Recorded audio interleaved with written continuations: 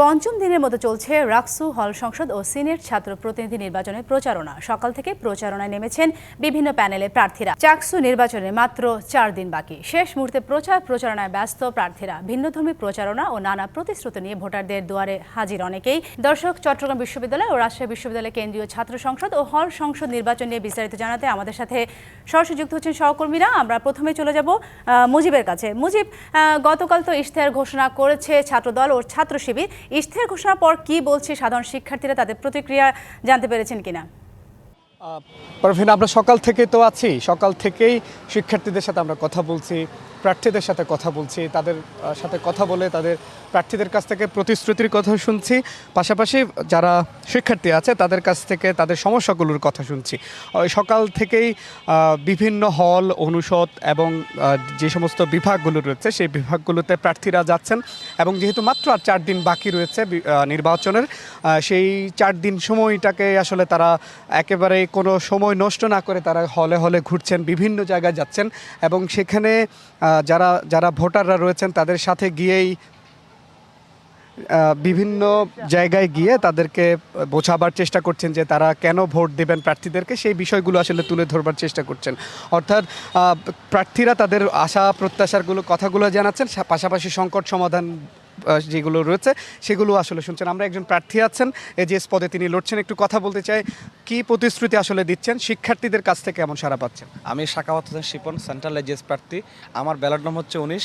তো বিগত ফেসিবাদের আমল, জুলাই গণঅভ্যুত্থান আমরা ভূমিকা রেখেছি, যার কারণে শিক্ষার্থীরা আমাদেরকে চিনে এবং আমরা বিগত সময়ে যেমন কাজ করেছি, নির্বাচিত হলেও কাজ করব, তারই অংশ হিসেবে বিশ্ববিদ্যালয় শিক্ষার্থীর মৌলিক সমস্যা, যাতায়াত সমস্যা, সেটা নিরসনের জন্য চট্টগ্রাম শহর থেকে বিশ্ববিদ্যালয় পর্যন্ত ফ্রি বাস সার্ভিস চালু করব, শাটলকে বহিরাগত মুক্ত করব এবং আমাদের যে মৌলিক সমস্যা, লাইব্রেরি, রিডিং রুম, তারপর হচ্ছে ল্যাব, এই 3টে বিষয়কে আমরা সংস্কার করব এবং মেডিকেলে আমাদের মেডিকেলে ব্যাপক সমস্যা আছে, সেই মেডিকেল সেন্টারকে আমরা সংস্কার করে আমাদের যাতে আমরা সেবা পাই, সেজন্য আমরা এই সেবাটা যাতে শিক্ষার্থীরা পাই সেটা নিশ্চিত করব।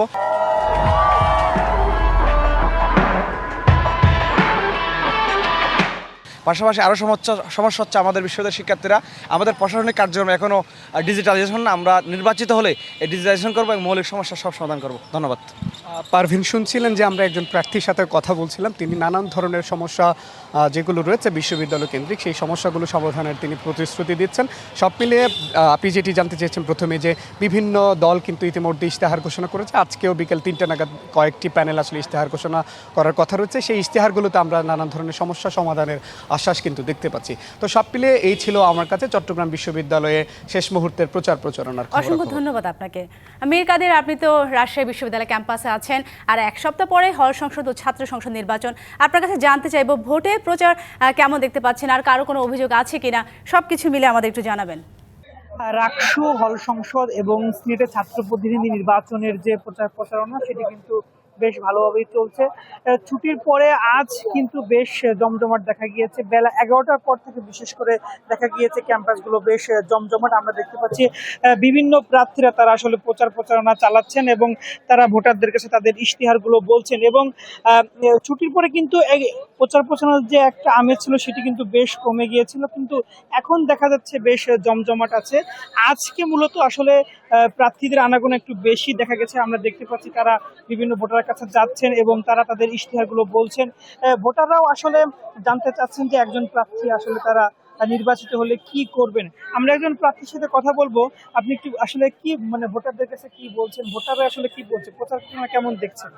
প্রচারণা খুব ভালো চলতেছে। ভোটারদের কাছে আমরা যাচ্ছি, বিশ্ববিদ্যালয়ের যে সমস্যাগুলো বা যে সমস্যাগুলো দীর্ঘদিন ধরে শিক্ষার্থীরা ফেস করে আসছে, এই সমস্যাগুলো তাদেরকে আমরা বলতেছি, এই সমস্যাগুলো আমরা কথা বলবো, তাদেরকে আমরা প্রতিশ্রুতি দিচ্ছি, তারাও আশ্বাস দিচ্ছি, তারাও আমাদের উপর ভরসা করতেছে। আবার অনেক সময় অনেক সমস্যাগুলো যেগুলো আমরা জানি না বা শিক্ষার্থীরা ফেস করছে, তারাও সেগুলো আমাদের বলতেছে, ভাই এই সমস্যাগুলো আছে, আপনারা এই সমস্যাগুলো আপনাদের স্তরে রাখেন। তো আমরা তাদের যে সমস্যাগুলো সেগুলো নোট করে রাখছি এবং এই সমস্যাগুলো নিয়ে পরবর্তীতে কথা বলবো, এই ভরসা তাদেরকে আমরা দিচ্ছি। তো প্রার্থীরা যদি বলছিলেন যে তারা ভোটারদের কাছে যাচ্ছেন, তারা শুধু তাদের ইশতেহারই দিচ্ছেন না, ভোটাররা যখন তাদের কাছে বলছে আমাদের এই বিষয়গুলো কাজে বলুন, তারা সেগুলো নোট করে রাখছেন এবং তারা সেগুলো কাজ করার কথা বলছেন। তো রাজশাহী বিশ্ববিদ্যালয় থেকে এই ছিল সর্বশেষ। অসংখ্য ধন্যবাদ আপনাকে।